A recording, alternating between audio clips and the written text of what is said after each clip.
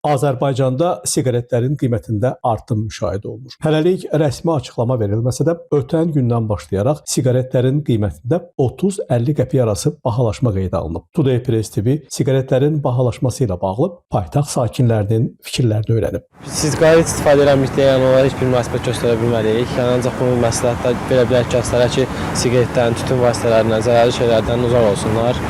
Onlar idman etsələr, başqa vərdişlərlə məşğul olsalar daha yaxşı olar. Siqaretin qiymətini belə qaldırmazlar. Birinci, bunlar siqaret deyil, tütün yoxdur burada. Tütün yoxdur, bu siqaretdə tütün yoxdur. Bu yoncadır. Mənim bir qohumum var, yük maşında işləyir. Deyir, siqaret zavodu ilə, çay zavoduna ancaq deyir, yük maşını ilə yonca daşıyırıq. Bir də daha bu şeylərdən də zibildən, dənizin yosunlarından, zatlarından qatırlar ara, tütün adı ilə sağ verirlər zamanda. Öyle də bahalaşdırırlar. Ama böyle bahalaşdırmazlar. Eğer insanlara xeyrini istəyirlərsə, ona elə bir qiymət lazımdır ki, bir dəfə alsın, ikinci dəfə ala bilməsin.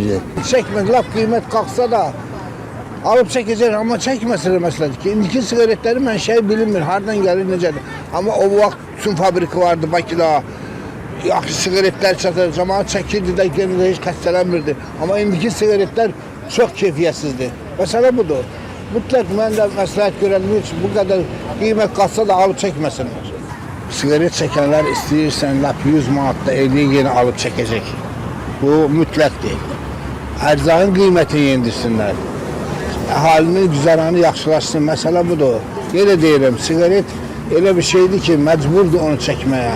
Nə qədər də qiymətini qaldırsalar, alıb çəkəcəkdir onu. Tez xəstələnirlər. Tütün vasitələri çox ziyanlıdır.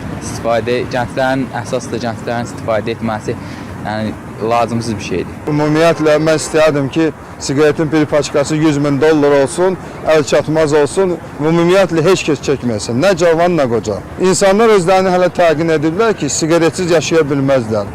Əksinə, siqaret çəksələr yaşaya bilməyəcəklər. Öz ömürlərini qısaldırlar, həyatlarını məhv edirlər. Özləri üçün motivasiya yaratsınlar. Məsəl üçün, mən bir il siqaret çəkməsəm, haradasa gedib istirahət edərəm onun pulu ilə, və yaxud hansısa bir müqəddəs ziyarətə gedərəm, və yaxud evdə hansısa bir texnikanı dəyişə bilərəm. Motivasiya yaradınız özünüz üçün, stimul yaradınız və mən sizi əmin edirəm ki, yaxın gələcəkdə onu rahatlıqla tərgizə bilərsiniz. Siqaretin qiymətinin qalxmağı xalqa ziyanı yoxdur. Siqaret nə qədər qalxırsa, ondan uzaq olmaq lazımdır. Çünki hamı sağlamlığını qorumalıdır. Siz siqaret çəkirsiniz? Çəkmirəm. Əvvəldə biraz da çəkmişəm, amma əsasən çəkən olmamışam.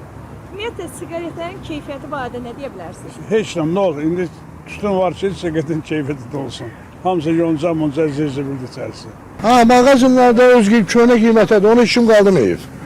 Amma 29'unda bu köşkülerde köşkünü yerleri diye buranın yersi bizik.